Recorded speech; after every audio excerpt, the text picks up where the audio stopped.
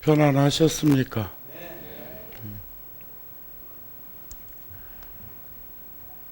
가릉빈가 합창단에서 과거심 불가득, 현재심 불가득, 미래심 불가득이라는 음성공양을 해 주셨는데, 현상계는 물질적이고 유형적이고 형상적으로 드러나 보이는 사바세계는 그림자 쫓는 인생은 불가득입니다. 절대 그 그림자를 가질 수 없죠. 한 걸음 다가가면 그 그림자는, 특히 석양의 그림자는 더해. 한여름 그림자는 내 키만 해가지고 적도 근방으로 가면 그림자도 없어요.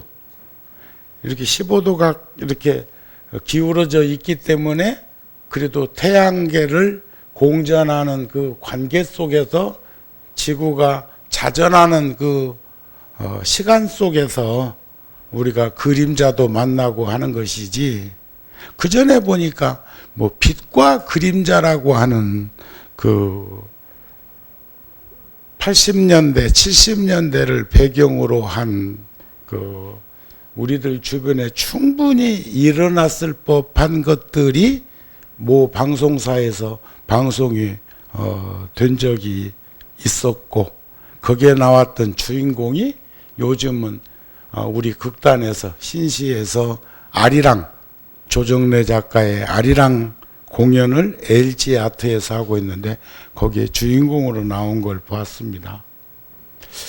소품반야경에 보면 마음 없는 마음을 마음이라고 했어요.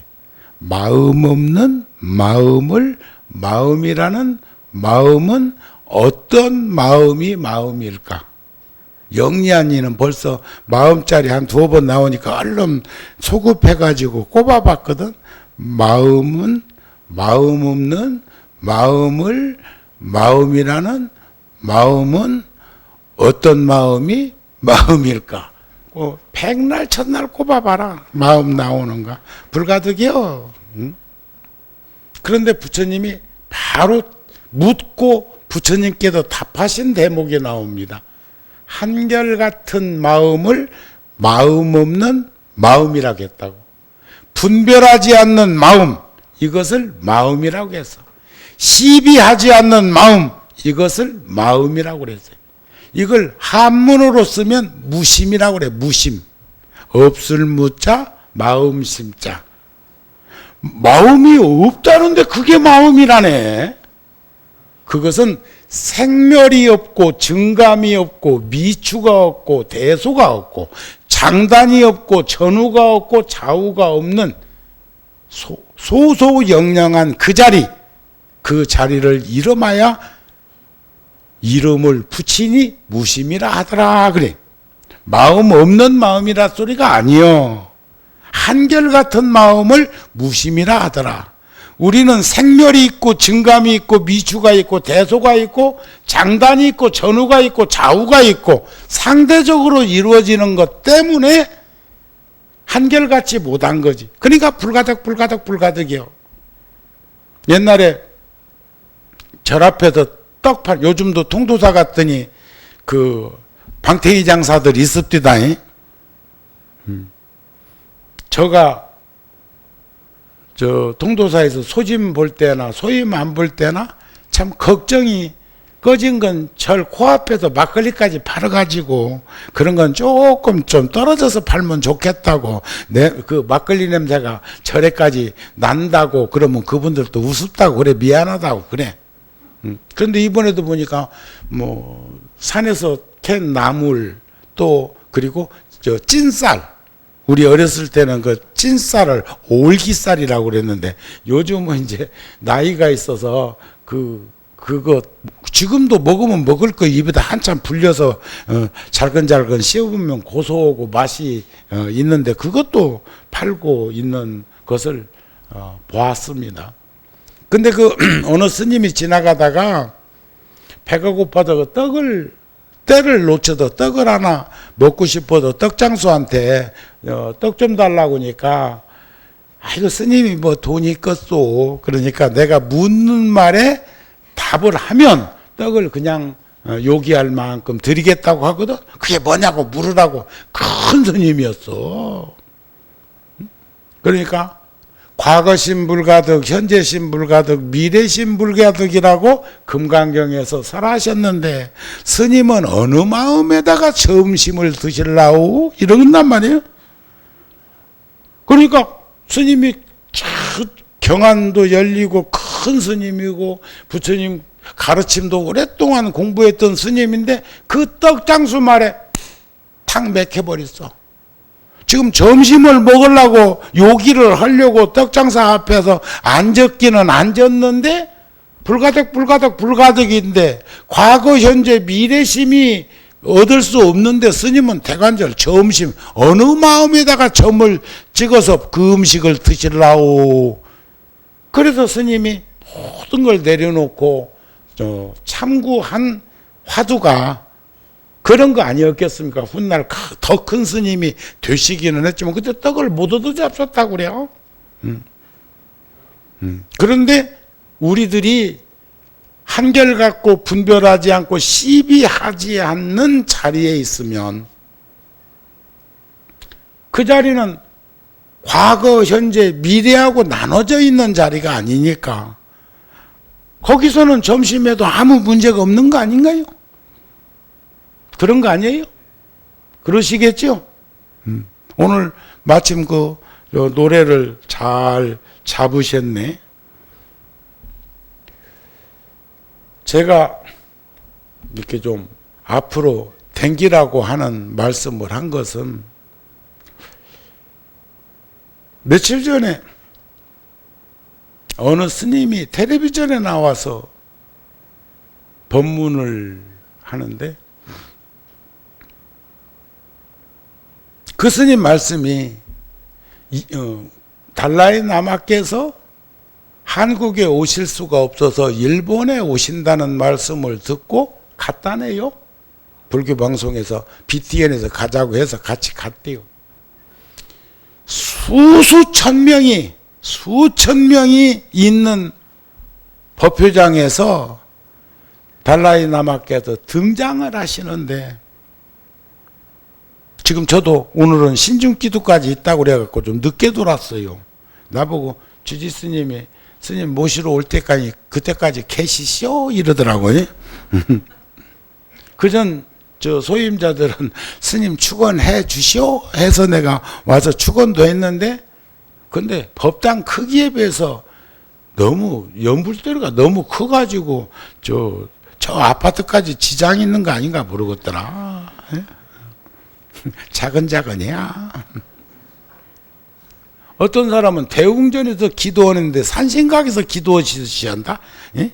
예를 들어 전구 엎지는 소리 마하소리 이러면 그건 산신각 기도요. 어? 3평짜리도 안 되는 산신각.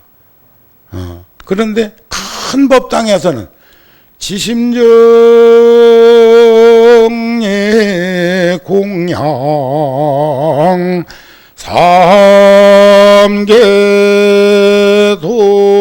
삼계도사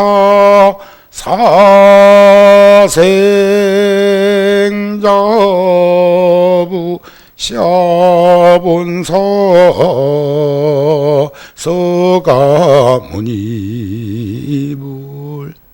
편안하시지요? 좋으시지요? 그냥 맨입으로 된 거 아니요. 절에서 50년이나 금생에 와서 머물면서 터득한 연불이요. 아이고.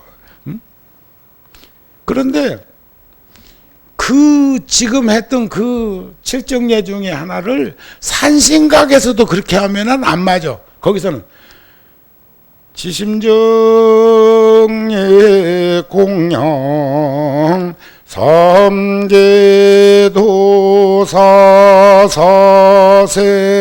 사생자부 시아본서 서가무니불 작은 법당에서는 좀 빨라져야 되겠죠. 조그마한 법당에서 지심정예 공양 이러면 어울림이 안 이루어져. 아셨어요? 그런데 수만 명이 운집된 곳에 달라이라마가 등장을 하고 법문을 하시면서 이 대중들을 바라보고 미소를 지으면 몇만 명이라는 그 모든 대중들이 자기를 보고 미소 짓는 것처럼 본다는 거예요. 응? 자기를 바라보고 법문한다고 생각한 뒤더라는 거예요. 자, 수행 덕목이라는 게 이렇게도 거룩한 것이라는 것을 자기는 깨달았다. 그런 말을 하더라고요. 그런데 내가 법회 가면 앞에 빈자리가 더러 있다? 다가오는 게 왜 뒤로 물러나냐? 공부 못하는 것들이 뒷자리에 앉았어. 이게 저기 지금 연세가 있어서 허리가 안 좋아서 의자에 앉으신 분은 편의적으로 거기 계시는 거니까 그건 상관없게 하나 더하기 하나만 찾고 국집해서 집착해서 둘이라고 고집하는 표현이 아니요. 제가 7월 1일부터 10일까지 60명의 스님들하고 동티베트를 갔다 온 거, 동티베트 순례길에서 제가 8월 달에 우리 잡지에다가 수록을 해놨는데, 그때도 60명이 갔으니까 한 10명씩 먹는 중국 식당은 대부분이 원탁으로 이루어져 있으니까 10명이 공양을 할 수 있는 식당에 갔다면 6테이블에 앉아서 공양할 거라고. 그러면 내가 젊은 시절에는 나는 다가갔어. 모셨어. 그리고 조율했어. 조화롭게. 누군가 나서서 쫙 앉아 있으면 오늘 점심은 이 테이블에 한 자리만 비워놔. 그리고 스님 이리 오시죠. 그러면 등단하면 쉬운데 내가 조금 일찍 가고 앉아 있으면 아무도 와서 안 앉는다? 실망이 컸어. 그래가지고 기사도 오라고 그러고 가이드도 오라고 하고 만만한 스님도 오라고 하고 나이 좀 먹은이도 오라고 하고 끈이 오라고 했어. 거기서 제가 크게 일깨움을 받은 게 각 가정에서도 어른들을 모신다는 미명하에 따로 공양 식사상을 차려놓고 저들끼리만 앉아서 쏙닥쏙닥 먹는 것은 문제가 있겠다. 잘 먹든 못 먹든 한 식구는 올곧하게 한 상에서 밥을 먹는 것을 원칙으로 하면서 살도록 전해야 되겠다 하는 생각이 들었어. 그러니까 내가 절에 산 지가 50년이나 되었는데 다가오는, 그러니까 너무 많이 바짝 다가오면 그건 또 교주된다? 불가근 불가온, 멀지도 가깝지도 않은 상태의 인연이라는 게 소중할 거라는 생각을 해보게 됩니다. 아셨죠? 그러니까 다음부터는 내가 오나 누가 법표를 하든지 간에 주로 주지스님하고 총무스님하고, 예? 여기 총무스님은 오래전에 우리 포교당 중에 인천 연수동에 보명사라고 하는 절은 여기보다 더 크다? 구룡사 열애사 빼놓고는 그 공간이 제일 큰 절에 주지를 하셨어. 그리고 지금 통도사에서 이제 소임 내놓고 살고 있는데 주지 스님이 절도 주지도 해야 되겠고 종단에 가고 활동도 해야 되겠고 양쪽 손에다 떡을 쥐으니까 입은 하나뿐이고 그러니까 도반이니까 간곡하게 부탁을 해갖고 와서 지금 주지는 식은땀 나. 그래서 내가 오늘 또 물어봤어. 소임 본 지 얼마나 됐냐? 했더니 10개월 됐다고 하더라고. 그래도 1년은 채워야 안 되겠어. 종단에 갔으니까. 그래서 또 근기가 짱짱하다. 벌써 10개월이나 됐다고. 이제 내가 그렇게 하고 저 차 한잔 하면서 웃고 말았는데, 그런데 저 생각은 가까이 다가가고 다가올 수 있는 삶의 현장에 우리 모두가 함께 살았으면 좋겠어요. 아셨죠? 아이고 뭐 어려워서 두려운 것은 아니고 무서운 것은 아니고, 그런데 다른 이들이 달라이라마 스님이나 틱낙한 스님 같은 분을 떠올릴 때 그 온화한 그 미소 수행의 덕목으로 드러나는 잔잔한 그 자애로움은 우리들에게 업장을 다 녹이는 것 같은 그런 미소라고 하려는데, 나는 미소가 시원찮아요? 우리 이제 오픈 마인드 열어놓고 서로 살면 좋겠습니다. 아셨습니까? 부처님 말씀 중에 보리심은 논밭에 뿌리는 씨앗과 같다 그랬어요. 보리심.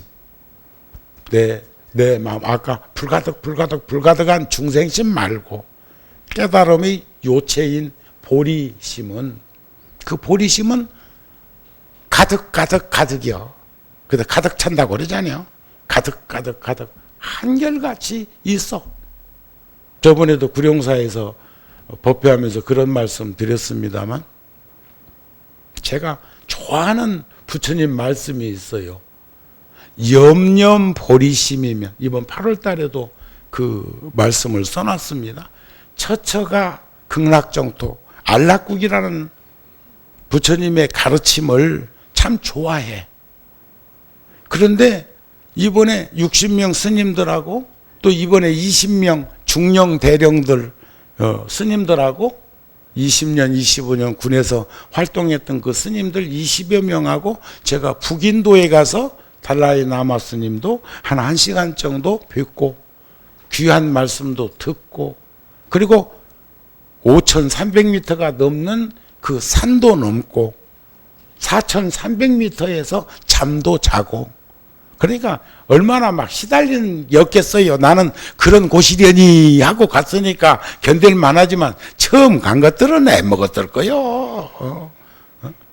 그런데 가면 고산에 가면 적게 먹고 반드시 싸야 하고 배설은 반드시 해야 되고, 그 반드시 해야 될 그 배설을 위해서는 먹긴 먹어야 되지만 포만감 있게 해발 40m, 45m, 1000m 이하에서 먹은 것처럼 먹으면은 소화력이 떨어져 가지고 애를 먹어. 구토도 하고 어지럽고 그런 등등등등이 있지만, 마치 어머니가 뜨거운 것을 들어서 옮기면서도 경험에 의해서 손바닥이 3도 화상 입지 않는다는 것을 알기 때문에 옮길 수가 있는데, 아버지들은 경험이 없어서 그것을 들었다가 놓을 수밖에 없는 현실이 일상적인 생활 속에서 많이 일어나는 일이 아닐까. 그러니까 보리심은 씨앗과 같아. 근데 그 씨앗을 논이나 밭에 뿌려서 촉수를 틔우지 않으면 그냥 씨앗이요. 그리고 오래되면 음도 못 튼다. 마치 석양의 그림자를 쫓아가는 형국이 되어서는 안 된다는 거죠. 그러기 위해서는 화엄경에 나오는 말씀처럼 초발심이 변성지 정각이라고, 초발심. 처음 마음 낸 처음 초자는 옷 이변에 칼도자가 있어. 그게 처음 초자예요. 재단사가 진짜 잘하는 재단사는 가위로 재단 안 해. 칼질로 해. 그런 것도 일찍 눈 뜨면 칼로 재단하는 것을 훈련해 놓으면 가위로 재단하는 사람보다 10배, 100배 빠를 건데 그런 것들 모르잖아요.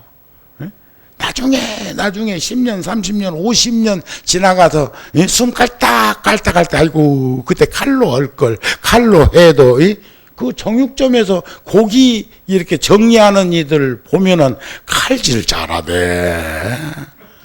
눈 감고도 그 뼈를 다 보고 있는 거죠.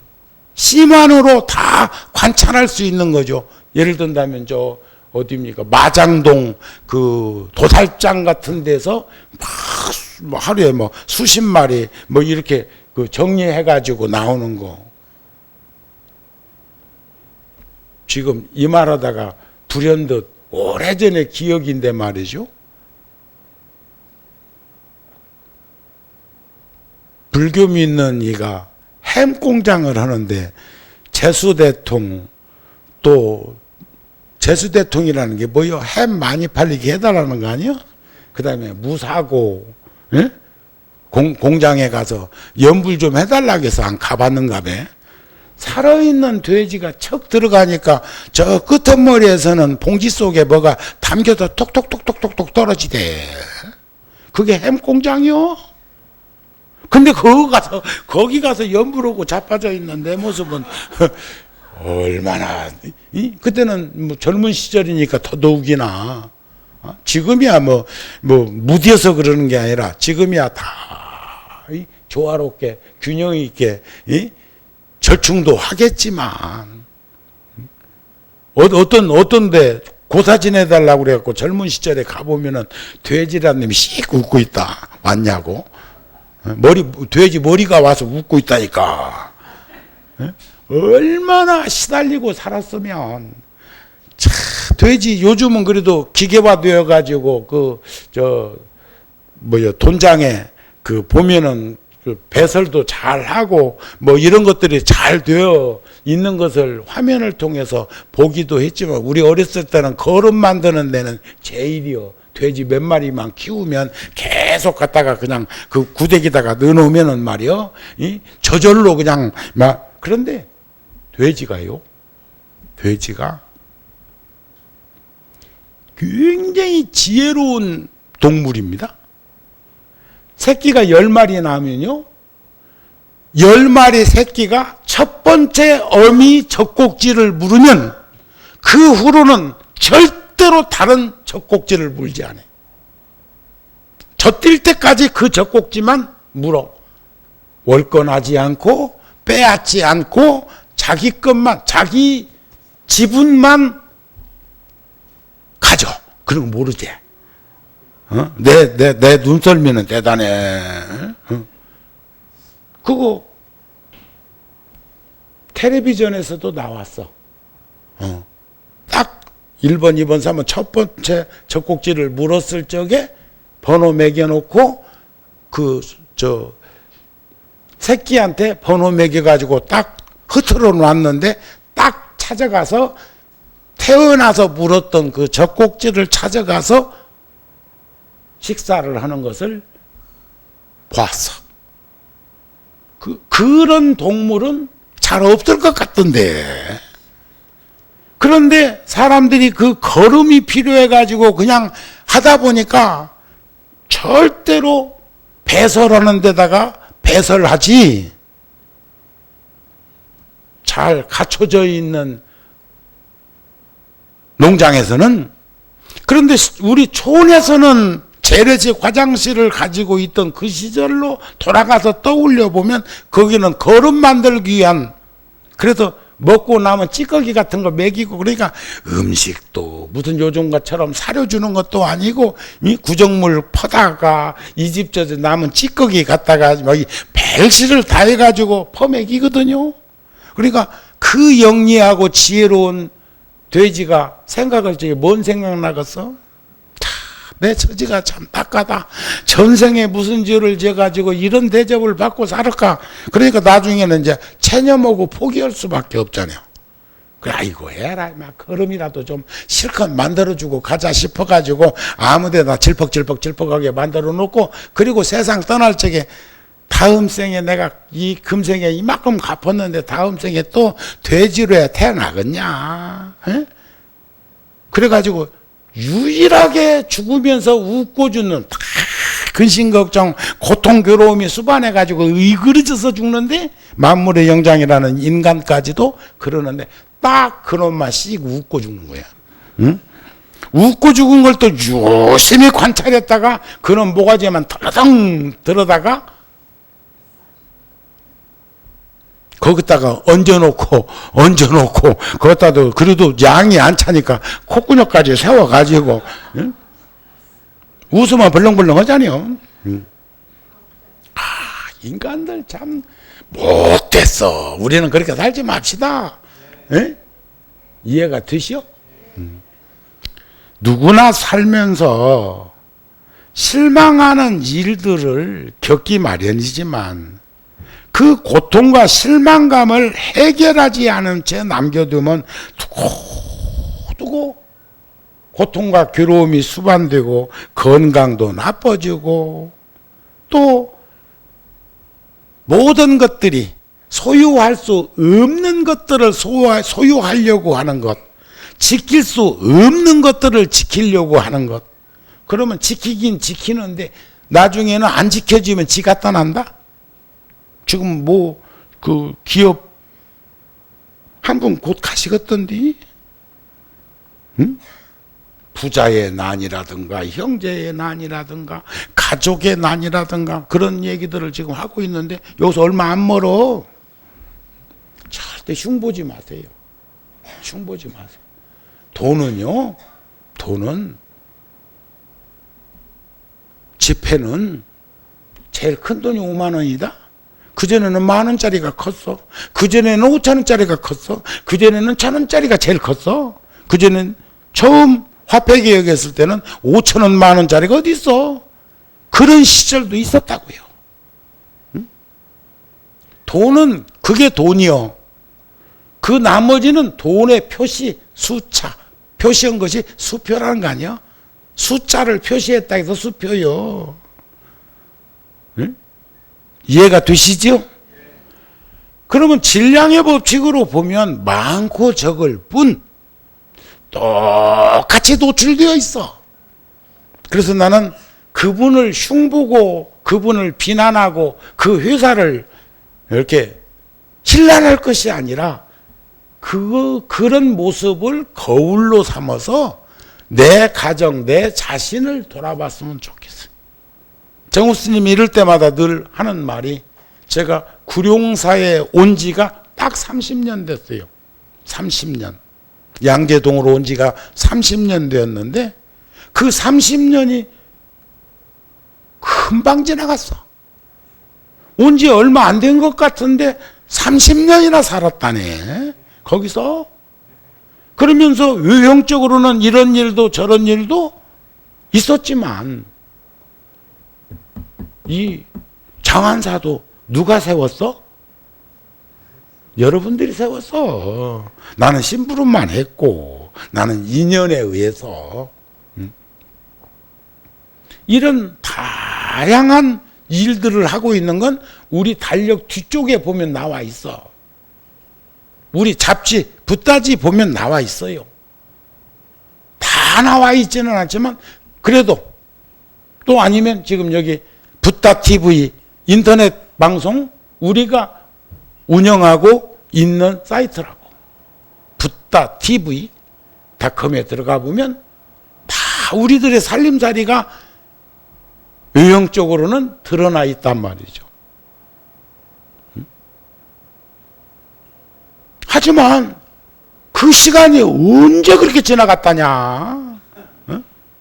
자, 회장님 오래간만이요? 내가 오래간만에 왔나? 요즘은 뭐 사이도 잘 안 보는 것은 없다 소리지? 분당에 없고 외국 갔다 오시고 뭐 요즘 바쁘신 모양이요? 그전에는 올 때마다 꼭 계시더니 요즘은 내가 조금 가격이 떨어졌나? 이렇게 뭔가 소임을 맡으니는 계산을 해본다고. 진단을 해봐. 정우 스님 온다는 날에 내가 있어야 좋겠냐 없어야 좋겠냐. 해보면 그전에는 꼭 계신 걸로 보면 내가 비중이 있었는데 요즘 잘 안 와서 그런지 그래도 한 달에 한 번은 오는데. 여담이요. 자, 누구나 살면서 기대가 크면 지금 세상에 제일 큰 문제가 욕심이요. 탐욕이요. 탐욕. 욕구, 욕망, 욕심을 일으키는 게 탐욕이거든요. 탐욕. 그건 번뇌요. 번뇌란 뭐요? 번뇌란 탐욕과 어리석음으로 분노심을 일으키고 있는. 요즘 운전하다가 요즘 가끔 공중파 방송 등등에서 차에 장착되어 있는 카메라로 찍힌 것을 방송국에다 제공해 가지고 교통사고 나는 것들, 또 그다음에 고속도로에서 차 세워놓고 분노를 일으키다가 그냥 뒤에서 오는 차가 받아가지고 사람을 죽게 하는 등. 그러니까 탐욕 때문에, 어리석음 때문에 일어나는 그 분노는 제어가 안 돼. 규범 속에 살고 지혜롭게 살아야 절제력이 있는데, 조화롭게 살 수 있는데, 그런 것들이 안 되니까 막 황당한 일들을 하고 있는데 대다수가 뭐예요? 추월했다고. 추월할 때는 악셀에다 요즘은 밟으면 잘 나가야. 응? 악셀에다 밟으면 막 추럭이고 뭐고 할 것 없이 막 경차고 뭐고 할 거. 오늘 또 나는 한 80 정도 받고 2차선으로 왔거든. 제가 운전하고 오면서. 응? 오는데 다 대다수가 추월하대. 응? 그 다음에 이제 전용도로 딱 지나니까는 70으로 가라는데 한 60쯤 놓고 왔어. 오늘은 일요일 날이라 그런지 응? 이동 인구가 좀 다른 때보다는 적도만. 응? 그런데 어느 때 좀 급해서 추월하려고 하면 그 틈새를 메꾸기 위해서 악대다를 더 밟는 운전자들이 지가 갈 때는 깜박이도 안 켜고 갈짓짝으로 만다? 그런 때는 어느 때는 그런 생각이 들어. 스님인 내가 이놈의 새끼들 탱크를 하나 몰고 다니까. 어? 막 지금 타고 다니는 차 말고 탱크에 준하는 차를 몰고 다니면서 싹 밀어버릴까? 그러니 머리 기른 사람은 무명초를 기르고 있는 일은 더하지 않을까? 상식 밖에 운전하는 운전자들이 굉장히 많습니다. 고속도로에서 시속 100 이상 밟으면 초당 몇 미터를 가고 있는 것을 전혀 못 느끼는 사람들 많습니다. 참 방송국에서 그 교통사고 나는 그 현장을 화면으로 비춰주는 걸 보고라도 깨달아야 되는데 지가 안 당해 놓으니까 그냥 밟으면 나가는 줄 알고 밟으면 브레이크 듣는 줄 알고 그렇게 막 하는데 우리 절대 그러지 마세요. 아셨습니까? 편안하고 넉넉하고 여유롭게 삶을 살았으면 좋지 않을까 싶은 생각들을 하게 되더라. 그런 말씀. 아까 말씀드린 대로 이제 서로 가까이 다가오고 가까이 다가가고 식구들끼리는 따돌리지 말고 요즘 뭐 마음에 안 드는 자식하고는 밥도 안 먹는 연속극도 있던데 MBC든가 어느 날 보니까 자식이 마음에 안 들으니까 밥도 같이 못 차리게 하는 그런 것도 대중문화 속에서는 충분히 있을 수 있는 일을 작가가 대신해서 대변하는 거죠. 보여주는 것 아닐까 싶어요. 그게 거짓 허구로 이루어진 것은 아니라고 생각합니다. 여러분들 생각은 어떠세요? 그렇기 때문에 보리심은 씨앗과 같아. 그 보리심은 심전에 우리가 밭이나 논에 씨를 뿌리듯 심전에 뿌려야 하고, 그러기 위해서는 자연의 섭리를 한번 보세요. 한 송이 꽃을 피우게, 뭐 국화협회에서 그렇게 소쩍새는 울었나 본다 이런 게 아니요. 자연의 섭리를 보면 한 송이의 꽃이나 한 식물의 열매를 맺기까지는 먼저 건강한 씨앗이 있어야 하고, 그 다음에는 비옥한 토양에 땅이 있어야 하고, 충분한 햇빛과 거름과 물이 있어야 합니다. 지금 우리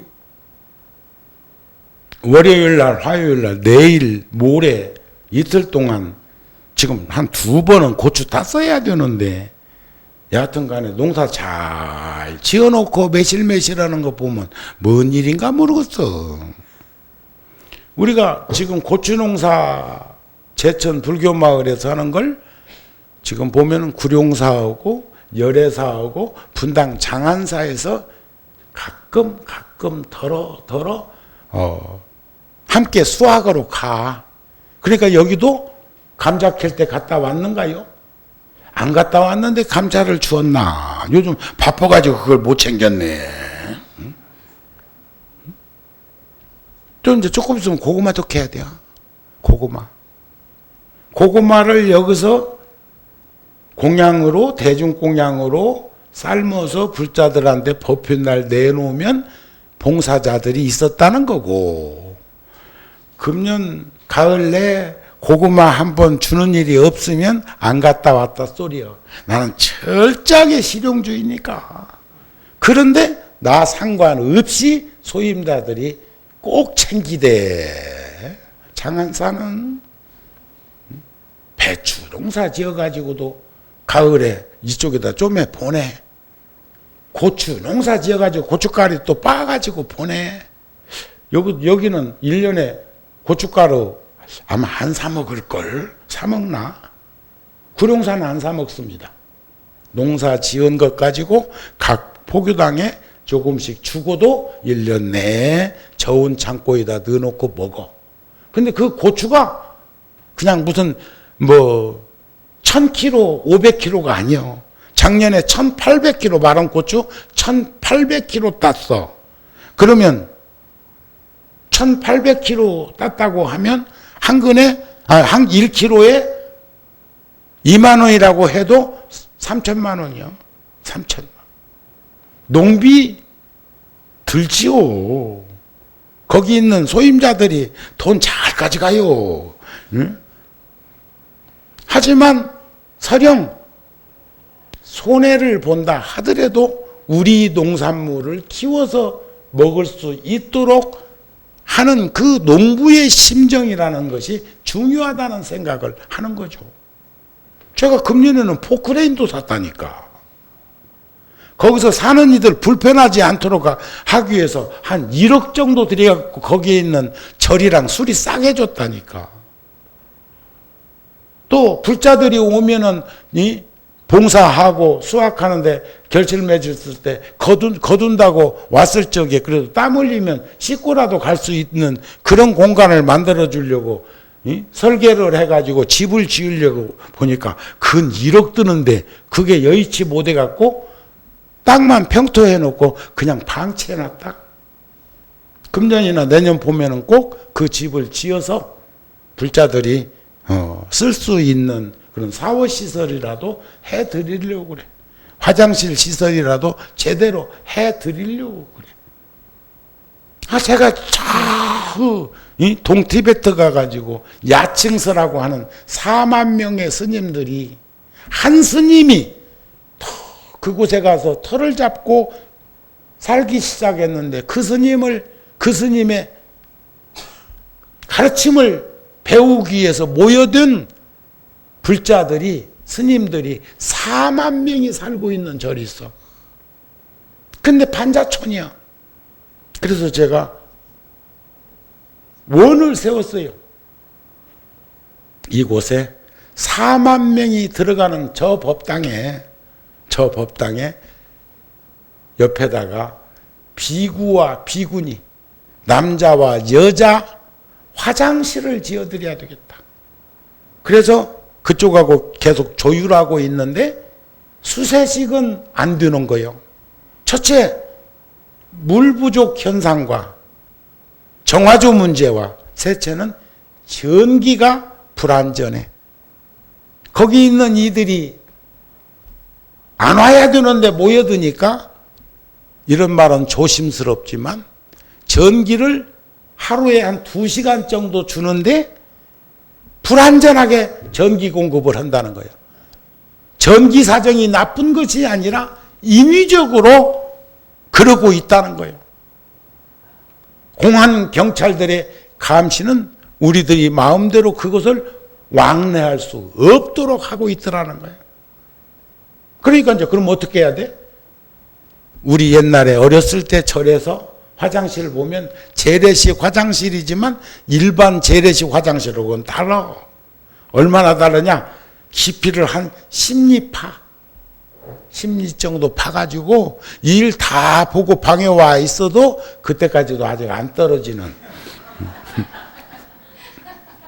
근데 요즘은 약품이 좋아서 화학작용으로 분해시키는 것들이 있어서 괜찮다는 거예요. 우리 어렸을 때는 거기다가 낙엽 같은 거, 풀 같은 걸 비워다가 화장실에다 넣어놓으면 그게 나중에 거름이 되어서 그것을 농사 지을 때 쓰곤 했었지요. 그래서 그런 마음을 스님이 내고 왔으니까 근데 꼭 해드릴 거예요. 그랬더니 봉은사 주지스님이 당신이 반절을 봉은사에서 되겠다고 그래서. 그러면 그 화장실 몇만 명이 써야 되는 화장실을 짓기 위해서는 아무리 물가가 우리하고 다르다 할지라도, 아무리 4,000m 고지에 있다 할지라도 아마 어쩌면 한 1억 정도는 들지 않을까. 그런데 강남 봉은사 주지스님이 반절을, 그러면 나는 이제 반 덜은 거지. 그렇게 해서 해놓으면 스님들이 공부하시는데 보탬이 되고 도움이 되지 않을까 하는 그런 원을 간직하고 있다. 이런 말씀입니다. 이해가 되시죠? 그렇다면 그냥 아까 보리심은 씨앗과 같다 해서 그냥 열매 맺는 거 아니잖아요. 세심한 농부의 보살품이 더해져서 아리따운 꽃이나 열매가 맺게 되는 것. 거기에 농부의 수고로움을 통해서 과덕의 열매를 거두어 다시 씨앗이 되어 심어질 수 있도록 하는 것. 이것이 전법 활동 아닐까요? 이것이 포교 아닐까요? 이것이 우리 불자 모두가 각 가정에 인연 있는 이웃들에게 부처님의 가르침을 전할 수 있도록 하는 것이 아닐까 싶습니다. 오늘은 그래도 초사흘이라고 많이 왔나. 다른 때 일요일보다 훨씬 더 많이 오셨네. 오늘 만일에 일요일 날 초하루 같았으면 더 많이 오셨겠지. 또 그런가 하면 정우 스님이 언제부터인가 한 달에 한 번쯤 오면서 늘 여러분들에게 간곡하게 드리는 말씀이 있어. 가족이 함께 합시다. 이웃이 함께 합시다. 이런 말씀을 드리는 연유를 볼 수 있었으면 좋겠다. 이런 말씀입니다. 아시겠죠? 네. 그랬을 때 초발심이 변성지 정각이라는 그런 말씀이 실질적으로 와 닿지 않을까 싶습니다. 처음 마음내, 아까 처음 초자가 옷 이변에 칼도자가 처음 초자라고 그랬어. 옷에다가 칼 대는 것이 처음이요. 참 한문은 뜻글이라 그런 부분들을 보면 우리 선조들은 대단한 이들이에요.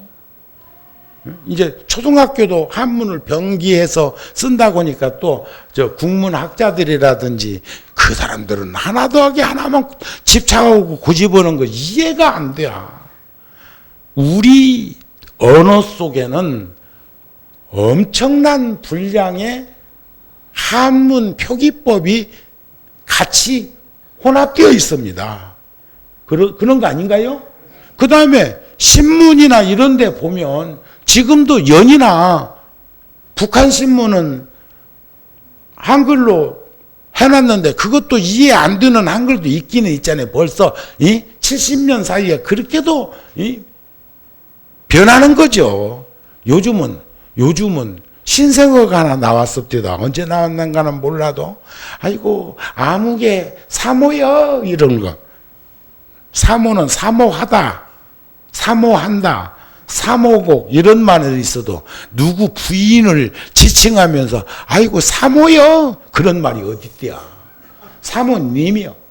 그러면 님자 붙이면 다 존칭을 하면은 자기가 겸손 겸양지 미덕으로 님자를 빼고 사모라고 해도 통할 수는 있겠지요. 그 사모가 목사, 신부 존칭어입니다. 대통령. 그러니까 거기다 님자 또 붙여.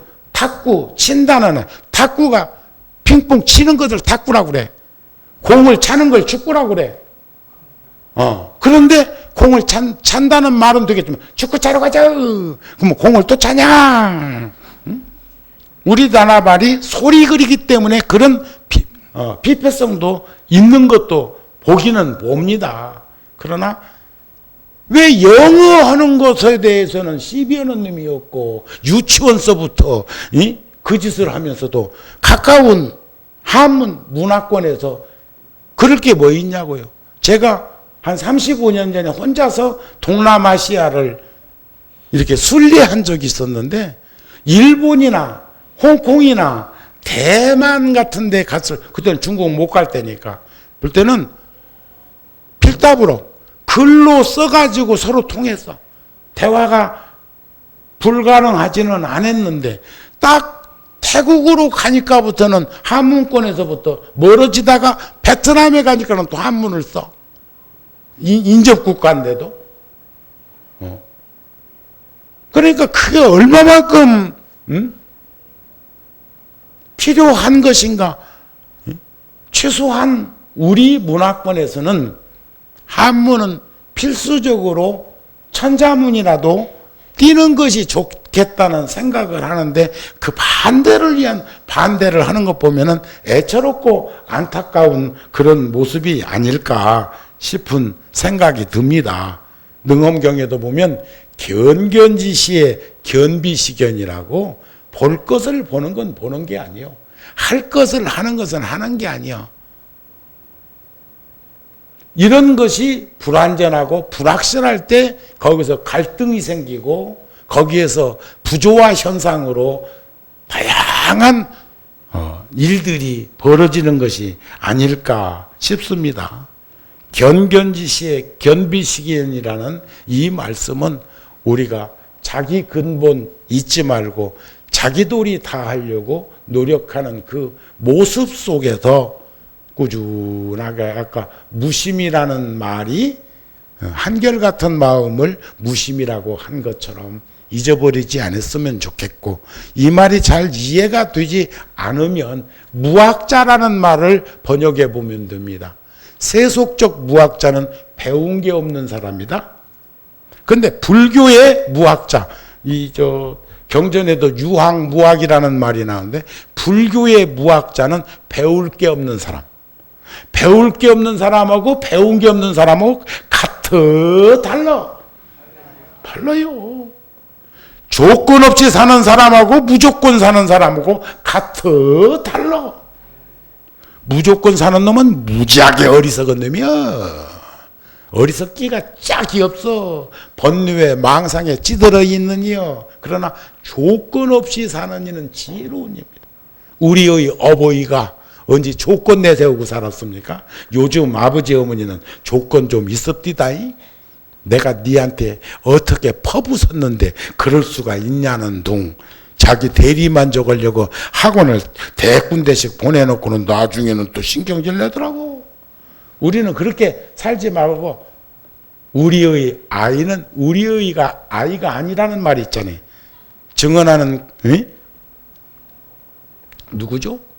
칼린 지불 안에 그려 부러진 날개, 부활 이런 데 보면은 그분의 참 부처님의 경전을 번역해 놓은 것 같은 그런 글들이 있는데, 당신의 아이는 당신의 아이가 아니라고 그래. 나를 통해서 왔지만, 나는 방문할 수 있지만 그가 그의 정신을 가둬서는 안 된다고 이 얘기를 하잖아요. 그래서 우리는 세상을 살아가는 데는 지혜가 참 중요합니다. 하지만 지혜가 없는 이는 복이 없다. 복이 있다는 것은 지혜롭게 살았다 소리예요. 그러니까 세상을 살면서 장애가 많은 일은, 장애가 많은 일, 되는 일도 없고, 장애가 그냥 첩첩이 산이고 넘어도 언덕배기 넘어야 되는 사람은 어리석어서 그런 데 만난 거예요. 복과 덕과 지혜는 삼위일체예요. 복 있는 이는 나눠야 돼. 그래야 덕이 생겨. 덕이 있는 이는 나눔을 통해서 덕이 발생한 이는 지혜로웠던 이요. 절대로 복 없는 이는 지혜도 없어. 그러니까 탐욕과 어리석음으로 분노에 용광로 끌듯이 지글지글 끌면서 그렇게 장애가 많은 거예요. 복 있는 이는 복 있는 것만큼 장애가 없고, 어리석은 이는 어리석은 것만큼 장애가 있는 것은 복이 없다 소리요. 그러니까 우리 편안한 마음으로 보왕산매론에서 가르침처럼 살피면서 살 수 있었으면 합니다. 아셨죠? 그래서 아미타경에도 보면 내가 지금 여러 부처님의 말도 생각도 할 수 없는 공덕을, 아미타경에 나오는 수 없는 부처님, 여기도 부처님 많이 모셔져, 불상 모셔져 있잖아요. 구룡사는 만부처님이나 모셔져 있잖아요. 생각도 할 수 없는 공덕을 칭찬한 것 같이, 부처님께서는 부처님하고 중생하고 다른 것은 부처님은 칭찬을 많이 하셨어요. 친절하셨어. 그래서 부처님의 제자인 우리들의 직업을 분류하면 우리들은 승려가 직업이 되면 안 됩니다. 승려의 행위, 달라이라마의 그 미소, 틱낙한 스님의 자상함, 이것은 서비스업을 하고 있는 거지. 서비스. 그래서 정우 스님의 직업이 뭐냐고 묻는다면 나는 서비스업에 종사한다고 해야 되겠는데, 가까이 다가오지 않는 이한테 어떻게 서비스인데, 얼마나 내가 시원찮으면 나한테 뭘 부탁을 안 할까? 아셨습니까?